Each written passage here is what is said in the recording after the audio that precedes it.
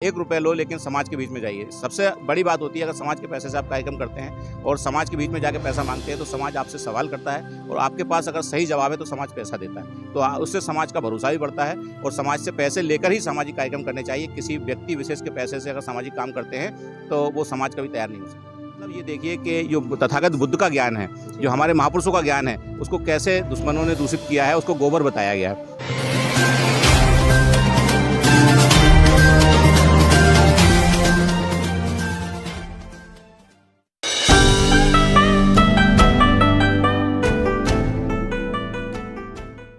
नमस्कार, आप देख रहे हैं एनबी न्यूज़ 24/7 नीलम बोध के साथ। और आज है मध्य प्रदेश के सांची में। जी हाँ, वही सांची जो सम्राट अशोक के बुद्धमय भारत के कारण भी जाना जाता है। और यहाँ पर जिस तरह से सम्राट अशोक ने अपने पुत्र और पुत्री उनको श्रीलंका में धम्म का प्रचार प्रसार करने के लिए भेजा था और यहाँ पर 2 दिवसीय कार्यक्रम हुआ है राष्ट्रीय बौद्ध महासभा की तरफ। मेरे साथ में संघ प्रिय कमलेश बोध जी हैं जो कि इस कार्यक्रम के आयोजक करता रहे हैं, तो उन्हीं से जुड़ना चाहूँगी। सर, पहले तो आपको बहुत बहुत बधाई इतने सुंदर और विशाल कार्यक्रम के लिए। धन्यवाद।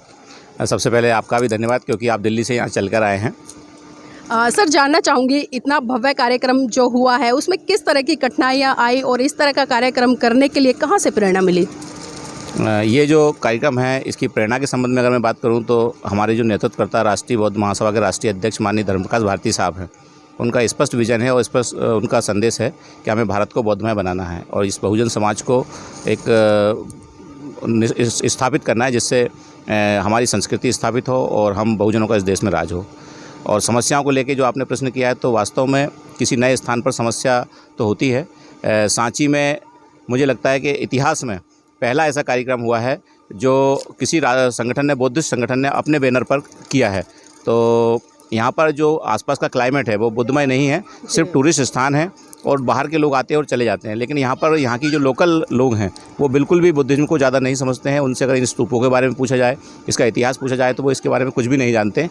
यहाँ तक कि मुझे आपको सुनकर ताज्जुब होगा कि जब मैं यहाँ इस कार्यक्रम की तैयारी को लेकर लोगों के बीच में गए हम लोग, तो लोगों से हमने पूछा, बुजुर्गों से, महिलाओं से पूछा कि ये सांची क्या है। तो लोग ये बोलते हैं कि ये सास बहू का जो बेटे हैं, गोबर के कंडे हैं और जो सास और बहू दोनों कंडे बनाती थी, दोनों की लड़ाई हो गई तो सास ने बहू को श्राप दे दिया तो ये सारे जो पत्थर के हो गए। मतलब ये देखिए कि जो तथागत बुद्ध का ज्ञान है, जो हमारे महापुरुषों का ज्ञान है, उसको कैसे दुश्मनों ने दूषित किया है, उसको गोबर बताया गया है। मतलब कितना गलत तरीके से प्रचारित किया गया। तो इसके कारण यहाँ की जो लोकल पॉपुलेशन है वो बुद्धिज़्म को नहीं समझती है, इनका ऐतिहासिक महत्व नहीं समझती है, जिसके कारण हम यहाँ कार्यक्रम करने आए। तो कई प्रकार का विरोध हुआ है, कई लोगों ने इनडायरेक्टली कार्यक्रम को विफल करने का प्रयास किया, लेकिन अंततः संगठन मजबूत था, संगठन ने अपनी मजबूती से काम किया, पूरे देश भर के लोगों ने सहयोग किया और कार्यक्रम सफल हुआ। सर, एक चीज़ और देखते हैं कि जिस तरह से यहाँ पर जो सांची रेलवे स्टेशन है, क्योंकि यहाँ से ट्रेन होकर गुजरती हैं और पूरे विश्व से यहाँ पर लोग जो सांची स्तूप है उनको देखने आते हैं, लेकिन यहाँ पर मैक्सिमम सारी ट्रेनें नहीं रुकती। इसका क्या कारण है? क्योंकि एक ऐतिहासिक स्थल है यहाँ पर, जबकि सारी ट्रेनें रुकनी चाहिए। तो इस दिशा में आगे आपका कोई प्रयास होगा कि सरकार को कोई नोटिफिकेशन जारी किया जाए, उनसे बातचीत की जाए? ये इस कार्यक्रम के बाद हमें समझ में आया कि वास्तव में सांची स्टेशन पे ट्रेनों का स्टॉपेज होना चाहिए, क्योंकि हमारे साथियों को आने में काफ़ी असुविधा हुई है। यहाँ से 10 किलोमीटर लगभग विदिशा है, वहाँ पर उतरना होता है, इसके बाद फिर लेट नाइट आते हैं, कई प्रकार की समस्याएं होती हैं जिससे विदिशा सांची पहुँचने में लोगों को समस्या होती है। तो ऐसी स्थिति में यहाँ पर ट्रेनों का स्टॉपेज होना चाहिए और मैं तो ये कहूँगा कि अधिकतम ट्रेनों को यहाँ रुकना चाहिए, क्योंकि अगर सीधे ट्रेनों को स्टॉपेज होंगे तो लोगों को यहाँ आने में आसानी होगी, सुविधा होगी। लेकिन कहीं ना कहीं बुद्धिस्ट स्थान होने के कारण इसकी उपेक्षा सरकार द्वारा की जा रही है। मैं स्पष्ट इस बात को कहना चाहूँगा, इसमें मुझे कोई संदेह संकोच नहीं है। सर, आगे की क्या रणनीतियाँ रहेंगी? क्योंकि कार्यक्रम तो 2 दिवसीय हो चुका है, आगे कैडर के माध्यम से या लोगों से डोर टू डोर प्रचार करके धम्म के लिए काम किया जाएगा? इस कार्यक्रम के बाद हमें कुछ चीज़ें समझ में आई हैं कि कहाँ किन जिलों में हमारी कमजोरी रही है, कहाँ से हमें कम सपोर्ट मिल पाया है। तो जहाँ संगठन हमें कमज़ोर रहा है वहाँ हम संगठन को सबसे पहले मजबूती करने पर ध्यान देंगे और इस कार्यक्रम को हम ज़मीन तक, यानी कि घर घर तक ले जाने का हमारा लक्ष्य है और धम्म को हम घर घर तक पहुँचाने का काम करेंगे। सर, ये भी जानना चाहूँगी क्योंकि आप आयोजक करता रहे हैं, पर्टिकुलर अपना ही पैसा यहाँ पर आपने लगाया है या पूरे समाज से या जो धम्म के अनुयायी लोग हैं उन्होंने समर्थन किया है? नहीं, सभी के समाज के पैसे से कार्यक्रम हुआ है, क्योंकि अगर कोई व्यक्ति अपने पैसे से कार्यक्रम करता है तो समाज कभी तैयार नहीं हो सकता। समाज के पैसे से ही समाज तैयार हो सकता है। जैसे माननीय कांशीराम साहब कहते थे कि 1 रुपया लो लेकिन समाज के बीच में जाइए। सबसे बड़ी बात होती है अगर समाज के पैसे से आप कार्यक्रम करते हैं और समाज के बीच में जाके पैसा मांगते हैं तो समाज आपसे सवाल करता है और आपके पास अगर सही जवाब है तो समाज पैसा देता है। तो उससे समाज का भरोसा भी बढ़ता है और समाज से पैसे लेकर ही सामाजिक कार्यक्रम करने चाहिए। किसी व्यक्ति विशेष के पैसे से अगर सामाजिक काम करते हैं तो वो समाज कभी तैयार नहीं हो सकता। यहाँ पर राज्यों के लोग तो आए हैं, कई राज्यों से लोग आए हैं, इसके साथ साथ में कई देशों से भी लोग आए हैं। तो जानना चाहूँगी कि उनको किस तरह से आमंत्रित किया और किस तरह से लोगों से जुड़ाव रहा आप लोगों का? ये राष्ट्रीय बौद्ध महासभा लगातार पिछले कई वर्षों से काम कर रही है। तो राष्ट्रीय बौद्ध महासभा ने अपनी अंतर्राष्ट्रीय पहचान तो बनाई है। उसी के क्रम में गगन मलिक साहब हों या जो बर्मा के जो हमारे भिक्खु संघ हो, अन्य उससे हमारा लगातार जुड़ाव रहा है और इसी क्रम में हमने सभी को यहाँ कार्यक्रम में आने के लिए आमंत्रित किया था। जी, बहुत बहुत धन्यवाद सर। तो देखिए, कार्यक्रम जो आयोजक करता होते हैं, बहुत बड़ी सरदर्दी होती है उनके सर पे कि कार्यक्रम को किस तरह से सुचारू रूप से अनुशासित तरीके से आयोजित करना है। लेकिन कहीं न कहीं जो राष्ट्रीय बौद्ध महासभा है, बहुत मजबूत संगठन है और उस संगठन के तहत इन लोगों ने बहुत अच्छे तरीके से कार्यक्रम का आयोजन किया और उसमें बहुत बड़ी सफलता भी हासिल की है। तो हम इनको मंगल कामनाएँ देते हैं कि लगातार भविष्य में भी इस तरह के कार्यक्रम आयोजित करते रहें और जिस तरह से महाकारुणिक तथागत बुद्ध का ये देश है और जिस तरह से इस देश को पूरे विश्व में उन्हीं के कारण जाना जाता है, तो उस विचारधारा को आगे बढ़ाने के लिए लगातार प्रयास करते रहें। बहुत बहुत धन्यवाद सर। जी, धन्यवाद आपका भी, बहुत बहुत धन्यवाद। आप दिल्ली से आए और आपका जो चैनल है यूट्यूब चैनल, इस बहुजन समाज में जन्मे सभी संतों गुरुओं को नमन करते हुए आज के कार्यक्रम में अध्यक्षता कर रहे परम पूज्य हमारे आदर्श गुरु जी ज्ञानेश्वर भंते जी, पूज्य सभी भिक्खु संघ, राष्ट्रीय बौद्ध महासभा के राष्ट्रीय अध्यक्ष माननीय धर्मप्रकाश भारती साहब एवं मंच पे उपस्थित राष्ट्रीय बौद्ध महासभा के सभी पदाधिकारी साथी,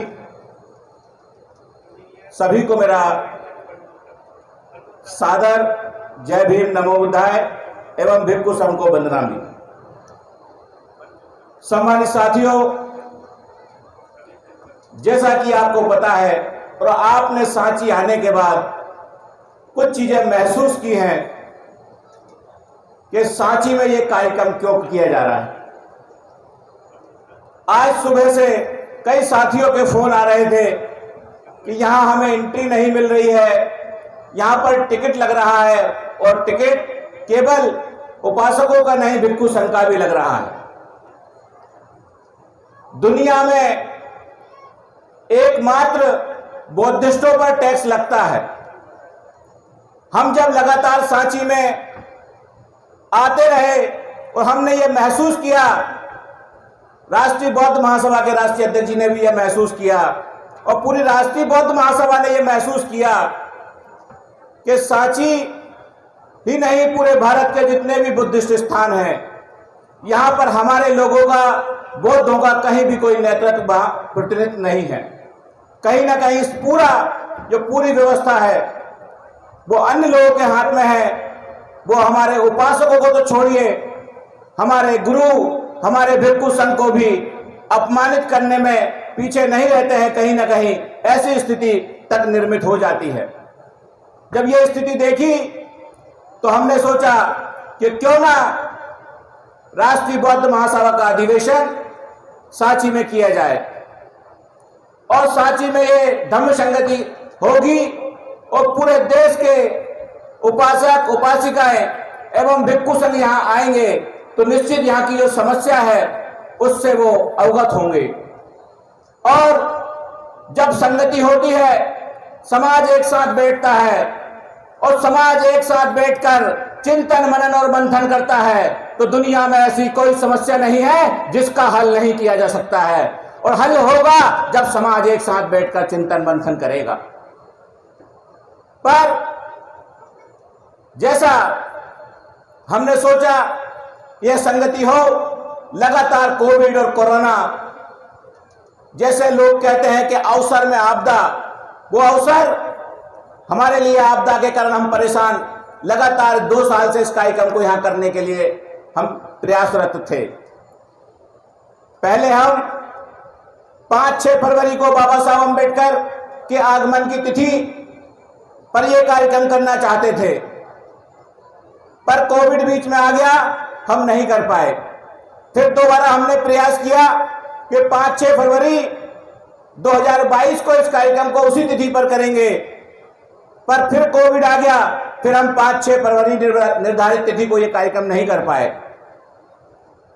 पर माननीय राष्ट्रीय अध्यक्ष जी ने कहा कि कार्यक्रम तो होगा और अब हम इस कार्यक्रम को 30 अप्रैल यानी बाबा साहब अंबेडकर की जयंती का अंतिम दिन होता है, जयंती के महीने का अंतिम दिन होता है, तो हम 30 अप्रैल और 1 मई को ये कार्यक्रम करेंगे, क्योंकि मई का महीना तथागत बुद्ध की जयंती का महीना शुरू हो जाता है।